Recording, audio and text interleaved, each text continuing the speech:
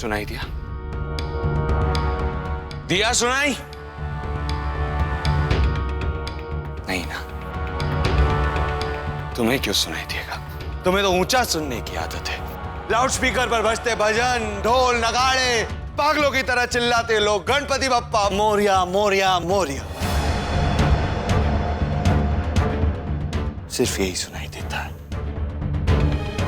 पापा कहते थे कि तुम तक तो दिल की आवाज भी पहुंच जाती है ना?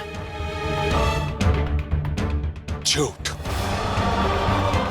तुम तक किसी की आवाज नहीं पहुंचती, और अगर पहुंचती भी होगी तो तुम सुनी को अनसुनी कर देते।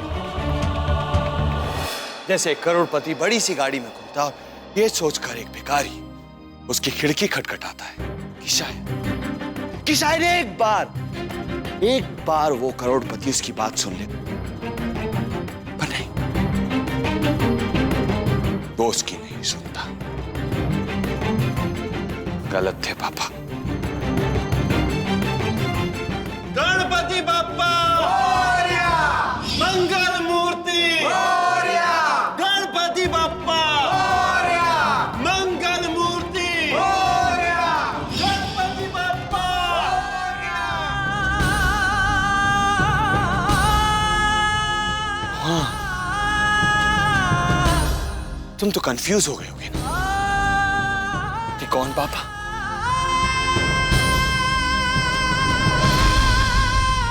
मोहन कुंद्रा।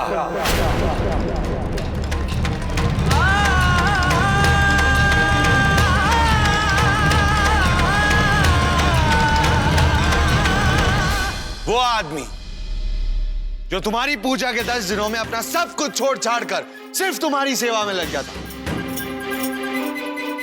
सिर्फ तुम्हारी सेवा। याद आया? अच्छा, वो आदमी तो याद हो जिसने अपना हाथ तोड़ लिया सिर्फ तुम्हें बचाने के लिए, ताकि जाते जाते तुम्हारी मूर्ति को कुछ हो ना जाए। याद आया? याद तो आया ही होगा। सादिक, एक छोटा बच्चा भी होता था जो स्कूल की छुट्टी होते भागकर तुम्हारे पास आता था, और जब तुम्हें विसर्जित करने के लिए लेके जाते थे वो रोता था।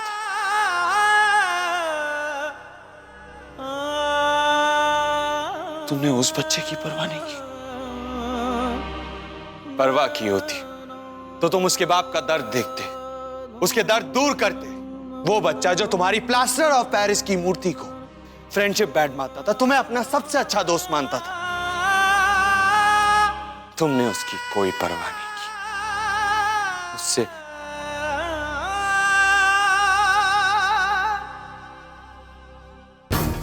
उसका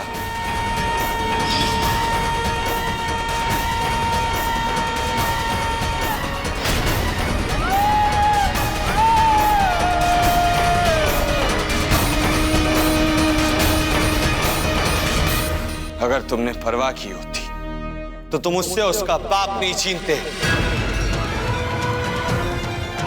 क्यों? क्यों? क्यों? हाँ? क्यों किया तुमने ये? जब वो अपनी जान देने जा रहे थे तो क्यों नहीं रोका उन्हें? क्यों नहीं कहा उनसे कि तुम उनके सारे दुख दर्द तकलीफ सब दूर कर दोगे? क्यों नहीं कहा उनसे कि मत जा मेरे ऋषभ को छोड़कर?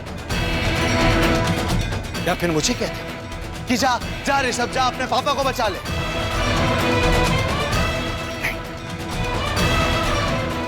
तुम्हें क्या लेना देना था उससे? तुम तो बिजी थे, बुत बनकर बैठे रहे, गणपति बप्पा मोरया सुन रहे थे। तुम्हें कोई मतलब ही नहीं था मेरी तकलीफ से, मेरे आंसुओं से, मेरे अनाथ होने से। बोलो, नहीं था ना कोई मतलब? नहीं था ना कोई मतलब? बोलो, नहीं था ना? सिर्फ यही सवाल करता रहा कि क्यों किया तुमने ये? पर तुमने कोई जवाब नहीं दिया। रोता रहा इस सवाल के साथ। अब तुम खुद की तरह बैठे रहे। एक जवाब, अगर एक जवाब दे देते तो ऋषभ आर के नहीं बनता।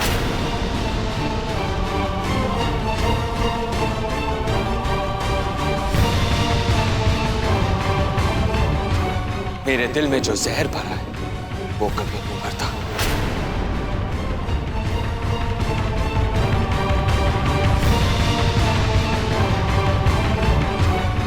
पर नहीं, तुमने जवाब नहीं दिया। और मैं समझ गया कि तुम कोई जवाब नहीं दोगे। और जिस दिन मैंने समझा, वाह आजाद, तुम्हारी आरती, भजन, पूजा,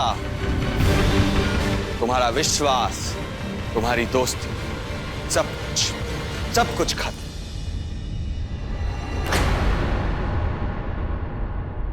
ऋषभ खत्म और आर के जिंदा।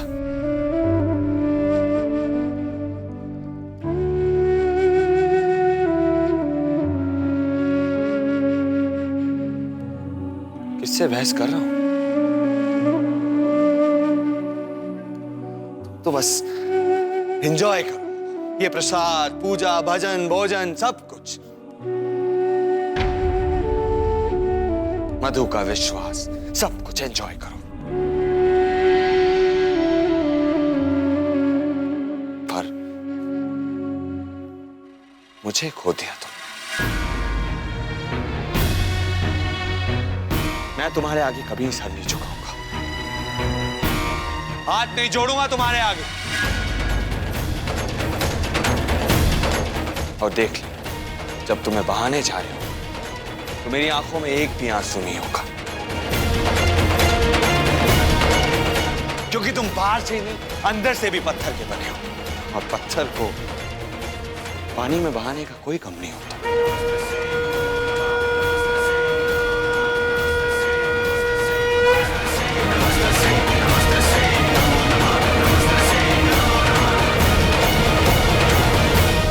सुना, कोई गम, कोई रिश्ता नहीं है तुमसे।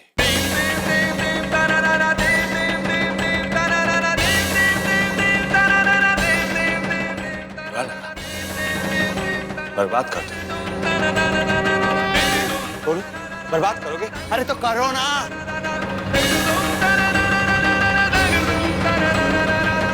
जिसमें आबाद करने की ताकत है, क्या खाक बर्बाद करेगा?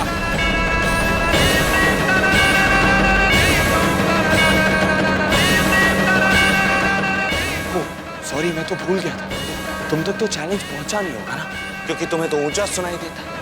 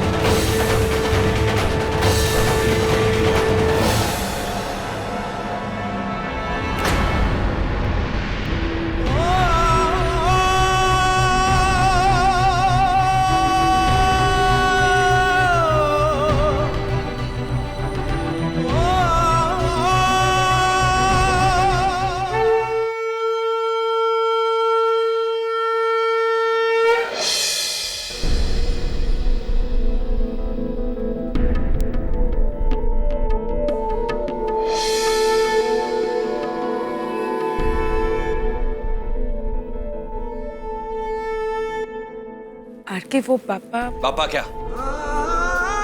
गौली बांधी, या फिर मोदक खिलाना।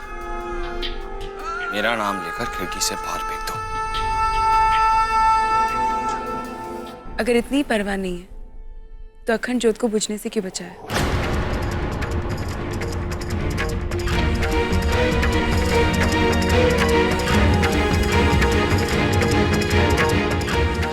कॉन्ट्रैक्ट में ये नहीं लिखा कि मुझे तुम्हारे हर सवाल का जवाब देना पड़ेगा।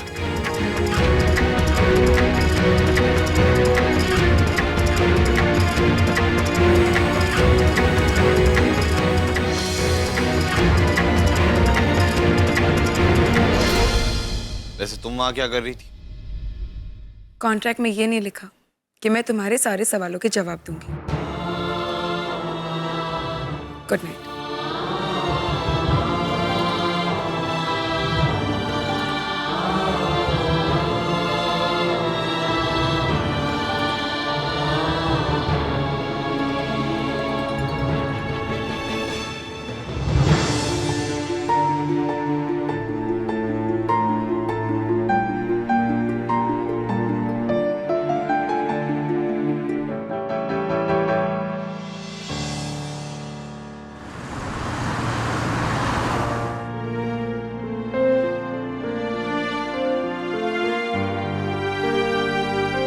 दीपाली, वो मधु खीर बनाना चाहती है, जरा ध्यान रखना। हाँ, कल के मोदक। जी मम्मी जी।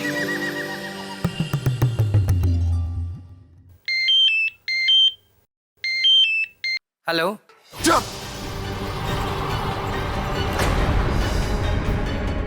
साला देखिए, आप मेरी बात समझिए। मैं आज अगर पूरे 25 करोड़ हमारे पास नहीं पहुंचे, तेरे सुपरस्टार आरके को तेरे असली गणपति के पास पहुंचा दूंगा।